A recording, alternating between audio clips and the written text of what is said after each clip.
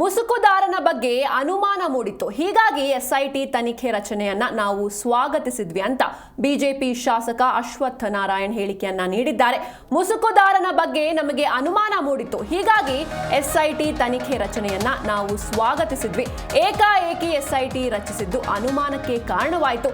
ತನಿಖೆ ವೇಳೆ ಅಭಿಪ್ರಾಯ ಹೇಳೋದು ತಪ್ಪಾಗುತ್ತೆ.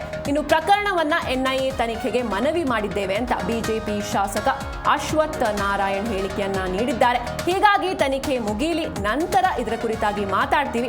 ತನಿಖೆ ಮುಗಿಸಿ ಸತ್ಯ ಆದಷ್ಟು ಬೇಗ ಹೊರಗೆ ಬರಲಿ, ಇದರಲ್ಲಿ ನಮಗೆ ಯಾವುದೇ ರಾಜಕೀಯ ದುರುದ್ದೇಶ ಇಲ್ಲ ಅಂತ ಈ ವೇಳೆ ಬಿಜೆಪಿ ಶಾಸಕ ಅಶ್ವತ್ಥ ನಾರಾಯಣ್ ಹೇಳಿಕೆಯನ್ನ ನೀಡಿರುವಂತದ್ದು. ಮುಸುಕುದಾರನ ಬಗ್ಗೆ ನಮಗೆ ಅನುಮಾನ ಮೂಡಿತ್ತು, ಹೀಗಾಗಿ ನಾವು ಕೂಡ ಮೊದಲು ಎಸ್ಐಟಿ ತನಿಖೆ ರಚನೆಯನ್ನ ಸ್ವಾಗತಿಸಿದ್ವಿ.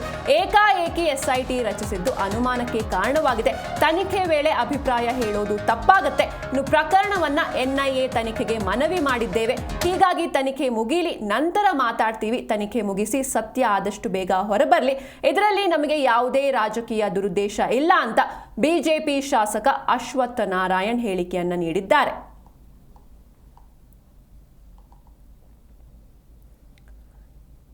ಇನ್ನು ಬಿಜೆಪಿ ಶಾಸಕ ಅಶ್ವತ್ಥ ನಾರಾಯಣ್ ಹೇಳಿರುವಂತಹ ಹೇಳಿಕೆ ಇದು. ಯಾಕಂದ್ರೆ ಬಿಜೆಪಿಗರು ಸದನದಲ್ಲಿ ಕಾಂಗ್ರೆಸ್ ವಿರುದ್ಧ ಈ ಒಂದು ಆರೋಪವನ್ನ ಮಾಡಿರ್ತಾರೆ. ಏಕಾಏಕಿ ಅದು ಹೇಗೆ ನೀವು ಎಸ್ಐಟಿಯನ್ನ ರಚಿಸಿದ್ರಿ, ಯಾರೋ ಒಬ್ಬ ಬಂದು ನಾನು ಧರ್ಮಸ್ಥಳ ಗ್ರಾಮದಲ್ಲಿ ಇಷ್ಟೊಂದು ಶವಗಳನ್ನ ಹೂತಿದ್ದೇನೆ ಅಂತ ಹೇಳಿದ ತಕ್ಷಣ ಹಿಂದೆ ಮುಂದೆ ವಿಚಾರಿಸಿದೆ ಅಥವಾ ಒಂದು ತನಿಖೆಯನ್ನ ನಡೆಸಿದೆ, ಅದು ಹೇಗೆ ನೀವು ಎಸ್ಐಟಿಯನ್ನ ರಚನೆ ಮಾಡಿದ್ರಿ ಅನ್ನೋದಾಗಿ ಪಕ್ಷಗಳು ಅಂದ್ರೆ ಬಿಜೆಪಿಗರು ಪ್ರಶ್ನೆಯನ್ನ ಇಟ್ಟಿರ್ತಾರೆ. ಈ ವೇಳೆ ಸಿಎಂ ಇದಕ್ಕೆ ಉತ್ತರಿಸಿರ್ತಾರೆ. ಯಾಕಂದ್ರೆ ನಾವು ಸ್ಟಾರ್ಟಿಂಗ್ ನಲ್ಲಿ ಎಸ್ಐಟಿ ರಚನೆ ಮಾಡಿದಾಗ ನೀವು ಕೂಡ ಸ್ವಾಗತಿಸಿದ್ರಿ, ಅದನ್ನ ಬಿಜೆಪಿಗರು ಸ್ವಾಗತಿಸಿದ್ರು.